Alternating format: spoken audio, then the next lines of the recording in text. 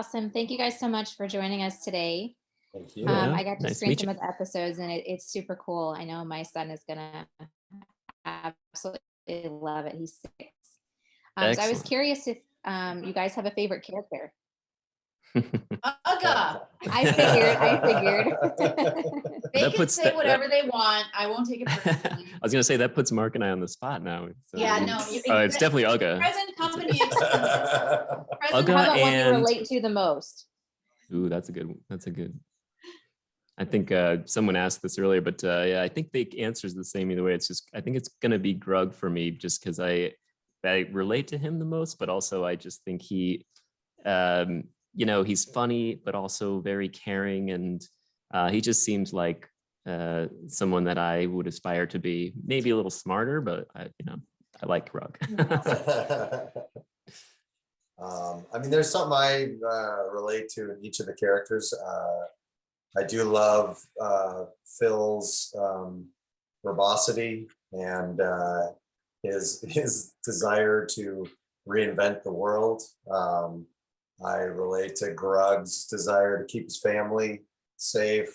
I relate to Guy's sort of function as an in-between between the two families as a diplomat. I'm a middle child, so we probably put a little bit of that in there.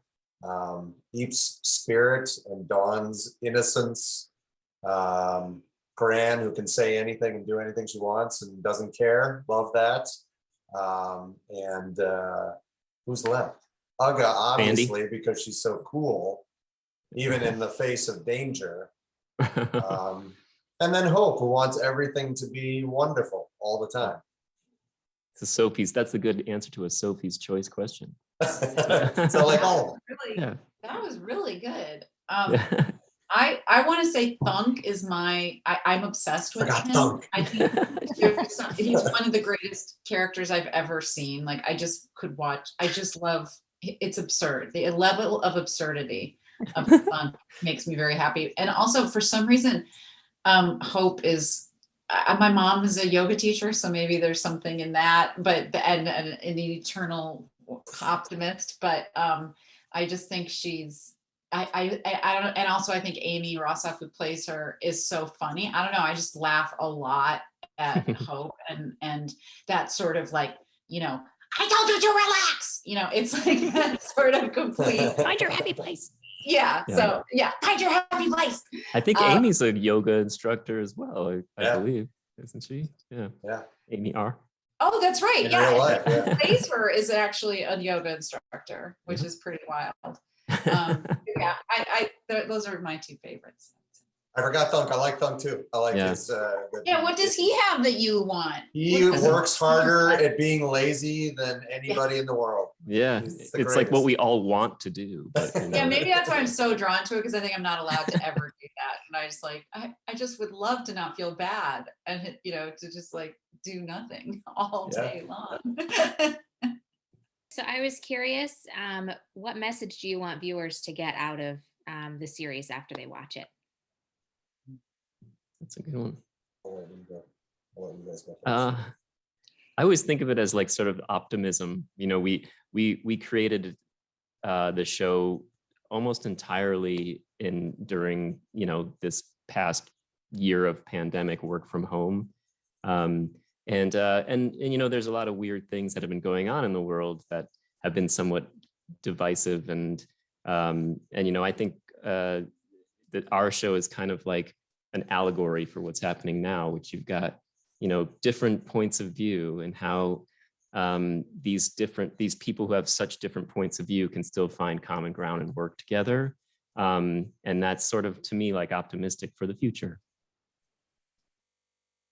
Yeah, I think it's about community and compromise and acceptance. I feel like it's a lot about,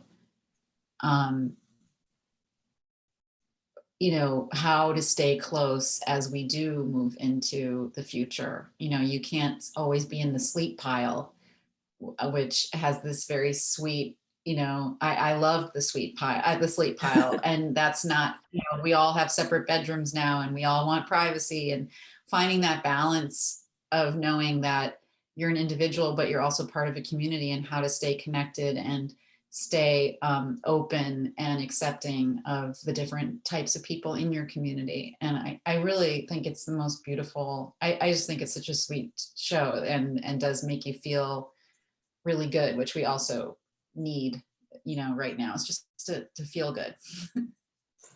Absolutely. I'll just add that the idea that anything is possible for either of these families. The funny thing about this show is that because of the period they're in, everything that they have, they've sort of made for themselves. This tree house Phil built, and Hope and Dawn helped build and make the farm. They've invented farming in this world. A lot of our stories revolve around a problem comes up, and they're the first people to deal with this problem. So they gotta make it up right there. Invent a solution. So and they find ways around it. And I think the message we're trying to get across is that truly anything is possible.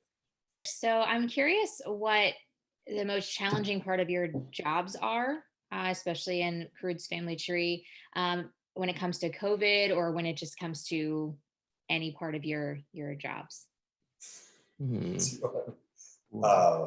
I'll start. Meetings, so many meetings.